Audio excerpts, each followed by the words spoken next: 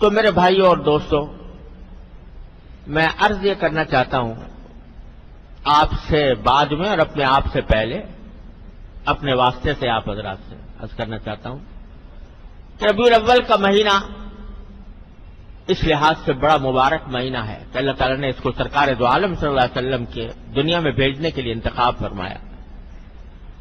اور جب ربیع الاول کا مہینہ آتا ہے تو ہمارے ملک میں خاص طور پر جگہ جگہ، گلی گلی، محلے محلے محفلیں منعقد ہوتی ہیں. سرکار دو عالم صلی اللہ علیہ وسلم کی سیرت طیبہ بھی کا بیان بھی ہوتا ہے، جلسے بھی ہوتے ہیں، چراغاں بھی کرتے ہیں لوگ، اور نہ جانے کیا کچھ عید میلاد النبی کے نام پر کیا جاتا ہے. لیکن ہم سب کے سوچنے کی بات یہ ہے کہ یہ ہم کب سے یہ کام کرتے چلے آ رہے ہیں. سوچنے کی بات یہ ہے کہ آیا ان رسمی کارروائیوں کے بعد کیا ہماری زندگی میں کوئی تبدیلی آتی ہے؟ اتنے جلسے ہو گئے، اتنی تقریریں ہو گئیں، اتنی محفلیں منعقد ہو گئیں، اتنی نعتیں پڑھی گئیں، اتنے درود و سلام ہوئے. الحمدللہ حضور اقدس صلی اللہ علیہ وسلم پر ایک مرتبہ درود شریف کوئی بھیج دے تو اللہ تعالیٰ اس کے اوپر 10 رحمتیں نازل فرماتے ہیں. اللہ تبارک و تعالی ہم سب کو توفیق عطا فرمائے. لیکن سوال یہ ہے کہ یہ سب کچھ ہونے کے بعد کیا ہماری زندگی میں کوئی تبدیلی آتی ہے؟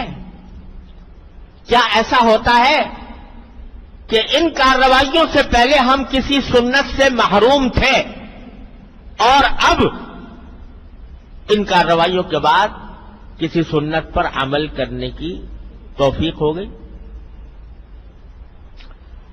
اگر اس سوال کا جواب ہم اپنے گریبانوں میں منہ ڈال کر دیکھیں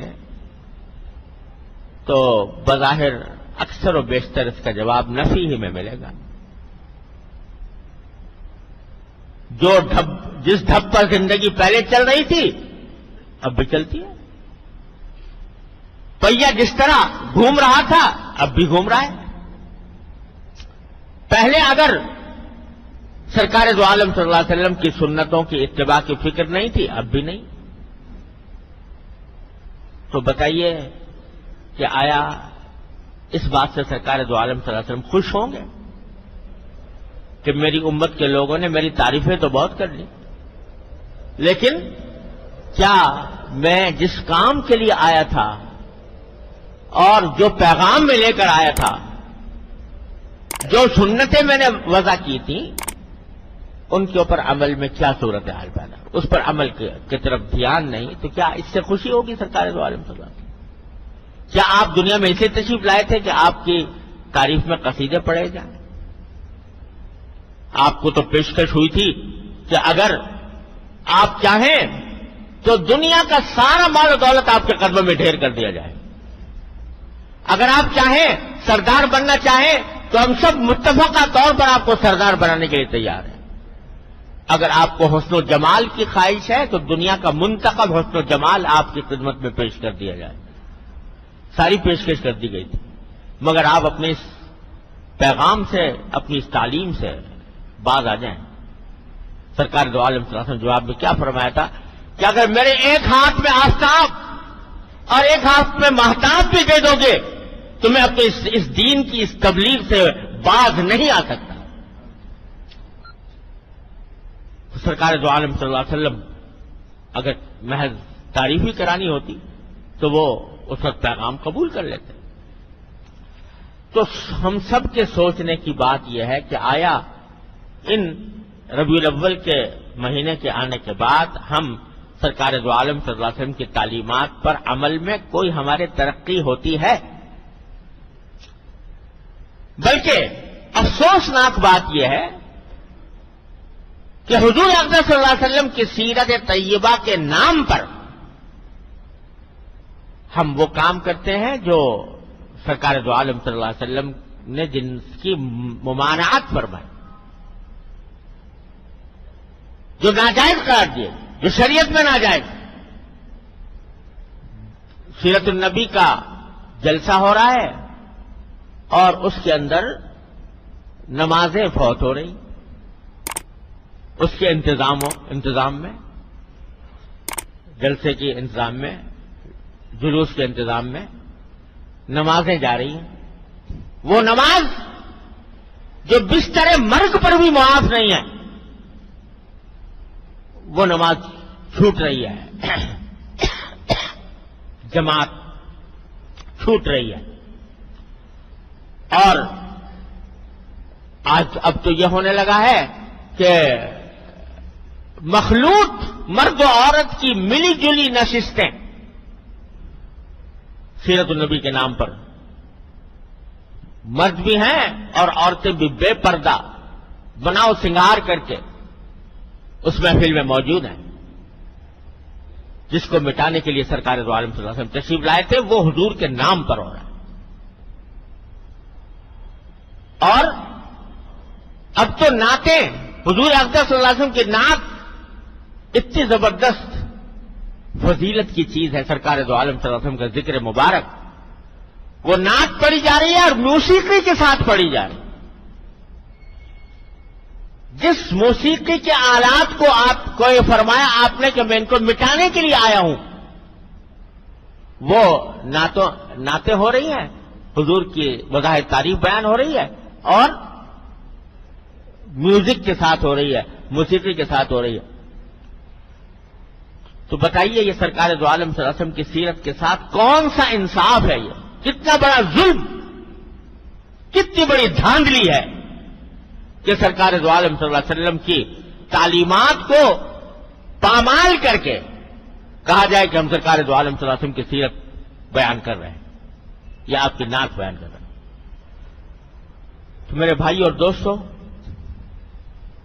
ربیع الاول کا پیغام یہ ہے کہ ان رسمی کارروائیوں میں پڑھنے کے بجائے یہ دیکھو اگر واقعی سرکار دو عالم صلی اللہ علیہ وسلم کے ساتھ محبت کا دعویٰ ہے، اگر واقعتاً سرکار دو عالم صلی اللہ علیہ وسلم کے امتی ہو، تو کم از کم اس مہینے میں اتنا جائزہ لے لو کہ سرکار دو عالم صلی اللہ علیہ وسلم کی کون سی سنت پر ہم عمل کرتے ہیں اور کون سے پہ عمل نہیں کرتے. جس پر نہیں کرتے اس کے اوپر اب کرنے کی کوشش کریں. بہت سی سنتیں ایسی ہیں سرکار دو عالم صلی اللہ علیہ وسلم کی کہ جن پر عمل کرنے میں کوئی دشواری نہیں، کوئی مشکل نہیں، نہ کوئی پیسہ خرچ ہوتا ہے، نہ کوئی وقت زیادہ لگتا ہے، نہ کوئی محنت ہوتی ہے، لیکن صرف دھیان کی بات کہ وہ اختیار کر لی جائے تو دھیان کی بات ہے. مسجد میں داخل ہوتے وقت پہلے مثلا پاؤں پہلے دایاں داخل کرو، کیا دشواری ہے اس میں؟ کوئی پریشانی نہیں. لیکن اگر دھیان نہیں ہے تو سنت سے محروم ہے. پانی اگر 3 سانس میں پی لو سرکار دو عالم صلی اللہ علیہ وسلم کی سنت کے مطابق اور بیٹھ کر پی لو تو کیا دشواری ہے، کیا پریشانی ہے؟